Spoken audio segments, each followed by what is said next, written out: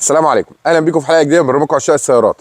زي ما احنا متعودين ان انا كل فتره بعرض لكم السيارات الحديثه، السيارات الجديده الزيرو، كل اللي بينزل جديد في سوق السيارات بنبدا ان احنا نعرضه باسلوبنا السهل المحترف. بنبدا ان احنا نفصص العربيه وبنجيب لكم كل البيانات الفنيه بتاعتها. ولكن حاليا يمكن مش احسن وقت لشراء السيارات الزيرو، نظرا ان الاسعار دلوقتي اسعار جنونيه، فلذلك انا هبدا ان انا استكمل سلسله بداناها زمان وكنت توقفت عنها، وهي عرض للسيارات الاكثر انتشارا المستعمله، السيارات الموديلات القديمه شويه ولكن انتوا بتحبوها وما زالت بتتباع وبتتشرى بنسبه كبيره في سوق السيارات. فالنهارده باذن الله هنستعرض مع بعض السياره هيونداي اي اكس 35. سياره طبعا تتبع فئه الاس يو في، الفئه الاكثر انتشارا والمحببه دلوقتي حاليا نظرا لارتفاع بطنها عن الارض. الناس كلها بقت بتحب العربيات اللي بطنها عاليه واكيد بيبقى صالونها واسع. النهارده باذن الله هنتفرج زي ما احنا متعودين بكل حياديه على مميزات وعيوب السياره، ولكن في عرض سريع جدا. السياره زي ما احنا قلنا اس يو في، والمفروض ان السياره دي طولها 4 متر 41، عربيه كبيره مش صغيره، 4 متر 41، عرضها متر 82 وارتفاعها متر 67. دي كده الابعاد الاساسيه بتاعتها. وقاعده عجلات 2 متر 65، طبعا صالونها واسع. وخلوص ارضي بقى، وده اللي يهمنا 17 سم. ده 17 سم اللي هم بيقولوا عليه من المصنع، اللي انا شايف ان هنا المسافه اكبر، ودي من اهم مميزات العربيه. خلاص. التصميم زي ما احنا شايفين تصميم انسيابي بسيط، يمكن ما فيش فيه نحت كتير، ما فيش فيه يمكن شغل كتير، لا هو تصميم بسيط خالص. ولذلك حتى يعني بالنسبه للسمكره بتكون العربيه سهله في الشغل بتاعها. طيب بالنسبه لوزنها، فهي وزنها تقريبا طن ونص، تقريبا في حدود طن ونص، 1380 كيلو تقريبا، وبتزيد على حسب الكماليات اللي بتبقى موجوده فيها. خلاص. في منها فئات بتكون فتحه سقف وروف راك وعربيات بتبقى كامله، وفي منها وبصمه طبعا، وفي منها عربيه زي اللي احنا بنشوفها النهارده اللي بتكون مفتاح، ده المفتاح بتاعها اهو. خلاص. وبتكون بدون فتحه سقف. خلاص. الكماليات الاساسيه بتاعتها طبعا بتبقى جنود 16 زي ما احنا هنا شايفين، كاوتش 215 70 16. والمقاس ده حلو للعربيه لان هو طبعا ما بيعملش بيض او ما بيعملش بلالين لما بتاخد نقر، ودي من ضمن الحاجات الكويسه. كمان هنبدا ان احنا ندخل الصالون. اول حاجه طبعا شايفين هنا المرايه قد ايه، المرايه الجانبيه كبيره. تمام. تصميم سهل وبسيط، طبعا الخامات كلها المفروض ان هي بلاستيك، ولكن في هنا سوفت تاتش هنا شويه في المكان ده. هنا برضو عاملين يعني ايه زي ما يكون كسوه جلد، ولكن طبعا مش الفخامه قوي، ولكن حلوه. التحكمات بتاعه المرايات، وطبعا الفئه الاعلى بتكون مرايات ضم. وهنا المقود بتاعنا برضو بيكون في تحكم طاره، في الفئه الاعلى بيكون في مثبت سرعه وفي تطريز جلد، هو هنا من غير تطريز جلد. تمام. ده كده الصالون من الامام. العدادات بتاعتها عدادات سهله جدا وواضحه جدا، فيها كل البيانات الاساسيه بتاعت السياره اللي انت بتحتاجها زي ما احنا شايفين اهو. عداد التريب فوق والكيلوات، وهنا في الجانب ده بيكون عندك المؤشر بتاع درجه الحراره، والجنب الثاني بتاع البنزين، الار بي ام، عداد السرعه. طبعا انتوا اكيد ملاحظين لمبه الاعطال منوره، طبعا دي هنتكلم عليها لان دي من ضمن العيوب اللي في العربيه. لاحظوا هنا الكاسيت بتاعها. التصميم بتاع الصالون اجمالا تصميم جميل واسع من الامام ومن الخلف. هنا التكييف، وبرده هنا التكييف بكر، في منها تكييف بيكون تاتش في الفئه الاعلى. والفتيس بتاعها اللي هنتكلم عليه دلوقتي واحنا بنتكلم على المنطقه بتاعه الموتور والجير. تمام. بالنسبه لمنظومه السماعات، فهي زي ما احنا شايفين هنا كده بيكون فيها 6 سماعات متصله بالكاسيت ده، والكاسيت المفروض ان هو بلوتوث، ولكن برضو بيركب لها شاشه هنشوفها ان شاء الله لما نركبها، لان المفروض العربيه دي جايه لي بتعمل صيانه كامله. لاحظوا هنا الاضاءه بتاعت السقف، لاحظوا كمان هنا في جلاب النضاره. تمام. وهنا المرايه، والفئه الاعلى بيكون فيها هنا في المنطقه دي اضاءه علشان القراءه للسائق وللراكب الامامي. لاحظوا هنا بقى من الخلف الصالون بتاعها واسع. تمام. واسع قوي. هنا نفق الفتيس واطي جدا، فممكن 3 يركبوا ورا مستريحين، وده من ضمن مميزات العربيه. اماكن التخزين طبعا زي ما احنا شايفين جيده، يعني ممكن هنا تحط زجاجه كبيره. تمام. هنا زجاجه صغيره بالنسبه للتخزين بتاعها. وبالنسبه للشنطه بتاعت السياره، تمام، طبعا دي العده بتاعتنا اللي احنا كنا شغالين بيها. احنا كان العربيه كان بتعمل لها صيانه كامله، ولكن هنا لاحظ بقى حافه التحميل الفلات، التحميل بتاعها هيبقى سهل. المساحه بتاعت الشنطه الكبيره. تمام. هنا الفرده السبير والكوريك بتاعها، والفرده السبير بتكون جنط سبور زي باقي السياره. مساحه الخلفيه، سبويلر الخلفي مع ستوب خلفي، وطبعا بيبقى فيها حساسات خلفيه، وزي ما قلنا اللي بتبقى بشاشه بيكون فيها كمان كاميرا خلفيه. تمام كده. من ناحيه الشكل الخارجي، الشكل الخارجي شكلها جميل، وعربيه عاليه وانسيابيه، وشها انسيابي زي ما احنا شايفين هنا كده. المصابيح الاماميه كده شكلها رياضي، العربيه من العربيات اللي شكلها يعتبر رياضي في الفئه دي.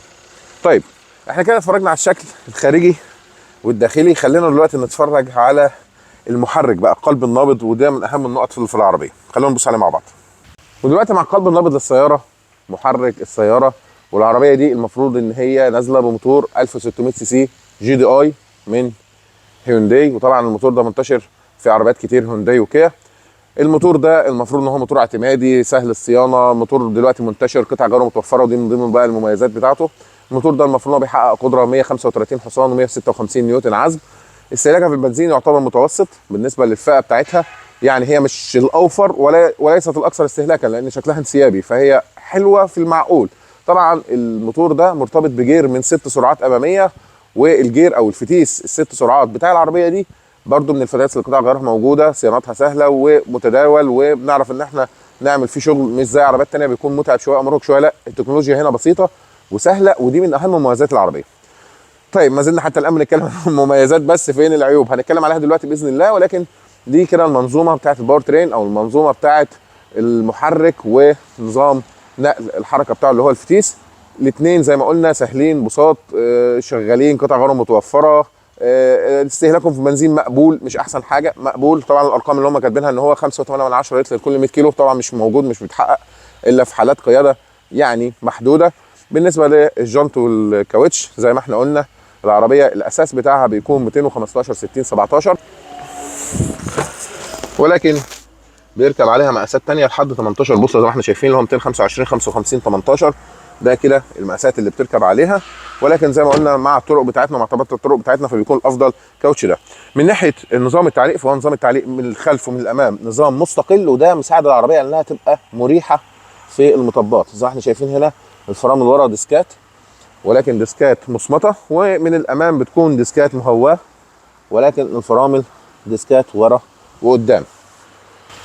طيب ده كده عرض سريع للسياره والعرض بتاع مميزاتها وعيوبها. طيب خلينا بقى نتكلم على العيوب بتاعتها. لا، المميزات اول، خلينا في المميزات. طيب المميزات: صالونها واسع، قطع غير متوفره، عادة بقى زي الفل، سهله في الصيانه وسهله في السمكره وسهله في كل حاجه، الدنيا بسيطه، التكنولوجيا بتاعتها بسيطه قوي، مفيش فيها مشاكل في التكنولوجيا بتاعتها، مش معقده لا في موتور ولا في جير ولا في كهرباء، دنيتها سهله خلاص. طيب دي كده المميزات. الصالون واسع، كمان الصالون مريح من الامام ومن الخلف. العربيه نظام التعليق فيها او العفشه بتاعتها ناعمه، عفشتها مريحه، فده ميزه وعيب. اتكلمنا عن مميزات الاي اكس 35، خلونا بقى نتكلم عن عيوبها. مبدئيا في جزء كبير من المميزات اللي احنا قلناها هي في نفس الوقت عيوب. بمعنى ايه؟ ركز معايا. انت شايف الارتفاع بتاع الخلوص الارضي ده اللي احنا قلنا متميز قوي في المطبات، ما بتعلاش على اي مطبات، لانه في نفس الوقت عيب. طيب فاكرين لما قلت لكم ان نظام التعليق بتاعها نظام مريح قوي، او اللي هي العفشه بتاعتها عفشه ناعمه باللغه بتاعتنا؟ دي برضو عيب. ازاي؟ العربيه دي على حجمها وارتفاع بطنها وارتفاع البدن بتاعها ده كله وتوزيع الوزن بتاعها، فهي فيها مشكله في الثبات بتاعها على السرعات العاليه، مش احسن حاجه على السرعات العاليه في الثبات. لذلك لو هتستخدم العربيه او هتشتريها فتبقى حذر معاها في السرعات العاليه، وخاصه عند تغيير الاتجاه المفاجئ اللي احنا بنقول عليها غرزه. تمام. في نقطه تانية كمان مهمه: الفرامل مش اقوى حاجه في الدنيا، فالفرامل بتاعتها وعشان برضو توزيع وزنها ما تجيش على ملف وعلى سرعه وتروح جايب من فرمله مفاجاه. العربيه دي ظهرها بيعوم منك، لان وشها بيتهبد لتحت بيتكفى، هي خلقتها كده. لذلك العربيه دي عربيه عيله بامتياز، انما مش بتاعت غرز وجري. ما تخليش شكلها الرياضي والموتور بتاعها ال 135 حصان يغشوك ان انت تجري بيها. مش مصدقني نصيحه، لا، هي جميله كاستخدام عائلي، انما مش بتاعت شاب يجري بيها، بتبقى خطر في الاستخدام ده. لان حتى نظام التوجيه بتاعها كمان مش احسن حاجه، اللي هو الدركسيون بتاعها مش احسن حاجه، دركسيون كهرباء. الفيدباك بتاعه مع الطريق مش اقوى حاجه، فما انصحكش يعني. خلاص، يبقى ده بالنسبه لنظام التوجيه، نظام التعليق والفرامل، دي العيوب الاساسيه فيها. طيب تعالوا بقى للمحرك. احنا قلنا برضو المحرك الجي دي اي موتور جميل و135 حصان و156 نيوتن وكلام جميل قوي، ولكن بيعيب عيب رخم. كل العربيات او الاجيال دي من هونداي وكيا عموما ومن باقي الماركات كمان، المواتير الجي دي اي دايما بيبقى لها عيبين. في هونداي وكيا المفروض ان هو في عيب واحد، لا هونداي وكيا لها عيبين. ركز معايا اللي هو ايه بقى. بص يا جميل، مبدئيا الموتور ده او المواتير الجي دي اي عموما بتحتاج سيرفيس او صيانه اسرع من المواتير، او الوتيره بتاعتها التردد بتاعها اعلى من المواتير اللي بتكون ام بي اي، نظرا ان هي بترسب كربون على صبابات التغذيه بتاعتها وبترسب كربون على جسم الموتور المحرك بالداخل، فبالتالي بيحتاج ان هو يتنضف كربون كل 30 ل 40 الف لو انت عايز تحافظ عليه. تنظيف من اللي احنا بنعمله، تنظيف من اللي هو تنظيف بجد. تمام. طيب لو انا ما نضفتش ايه اللي بيحصل؟ بتبدا استهلاكها البنزين يعلى، بيبدا ادائها يقل، بتبدا، ودي اهم حاجه هتحسها في كل العربيات دي، ان انت لما بتيجي تدوس بنزين مفاجئ او تيجي تعلي التسارع بتاعك يكون مفاجئ، وانت على الثالث على الرابع بتلاقي العربيه بتعمل صوت سكه، صوت كركره، صوت تسقيفه، صوت النوكينج اللي هو التسقيف. تمام. ده العيب الاساسي بتاع اي جي دي اي. طيب اللي نضيف عليه بقى في العربيات دي هو علبه البيئه. فاكرين واحنا بنتفرج على الصالون وعلى العدادات كانت لمبه الاعطال بتاعتها منوره؟ ده ليه؟ نظرا لان العربيات دي كلها برضو بلا استثناء بتعيب علبه بيئه. علبه البيئه بتاعتها كل فتره بتحتاج تتنضف او تتغير، تتنضف مره او اتنين وبعد كده بتحتاج انها تتغير. طيب الحل ايه بتاعها؟ لما بتيجي تتغير بتتغير بعلبه بيئه، او اللي هي كاتاليتيك كونفرتر او محول الحفاز، بيتغير بواحد تاني استعمال خارج، وده بيكون حاليا في حدود 15000 جنيه. طيب لو احنا قلنا ان احنا هنجيبه جديد في حدود 35000 جنيه، فهو غالي مش رخيص. ايه اللي بيجيب ده بسرعه؟ زيوت مش مظبوطه، تاخير في غيار فلتر الهواء، وكمان ان انت البنزين يكون مش احسن حاجه، البنزين يكون مش جيد، فده بيخلي العربيه دي تعمل المشكله بتاعت علبه البيئه دي اسرع شويه. خلاص، يبقى ده تاني عيب في العربيه بالنسبه للمحرك. غير كده فالعربيه جميله. طيب بالنسبه بقى لسعرها، فسعرها وقت اطلاقها او نقدر نقول سنه اخر اطلاق ليها كان في 2015 كانت ب 239000. خلاص، العربيه دي بدات من اول 2010 ل 2015 الموديلات دي. طيب تقارن بمين في السوق؟ غالبا بتقارن باختها اللدوده الكيا سبورتاج في نفس الرينج ده اللي هو ال 15. الكيا سبورتاج بتكون اغلى سنه، نظام التعليق بتاعها ماسك نفسه شويه عندي، ولكن صالون اضيق شويه والعفشه بتاعتها مش مريحه زي دي. فانت على حسب بقى انت محتاج مين في الاثنين. السوق غالبا بيكون مع السبورتاج شويه عنها، يعني دايما تلاقي السبورتاج اغلى من دي سنه لنفس الموديل ونفس الحاله. بالنسبه لسعرها بقى حاليا في حدث ولا حرج، الارقام دلوقتي ارقام خرافيه، فلذلك انا حتى مش هذكرها يعني، او انا مش عارف. هسيب لكم دلوقتي صور كده للناس بتطلب فيها كام النهارده بتاريخ الحلقه. ده كده كان عرض سريع لمميزات وعيوب العربيه هونداي اكس 35. لو عجبك العرض دوس لنا اعجاب.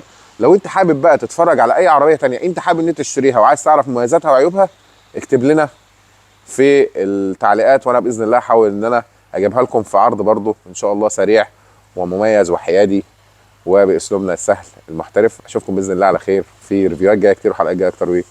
والسلام عليكم.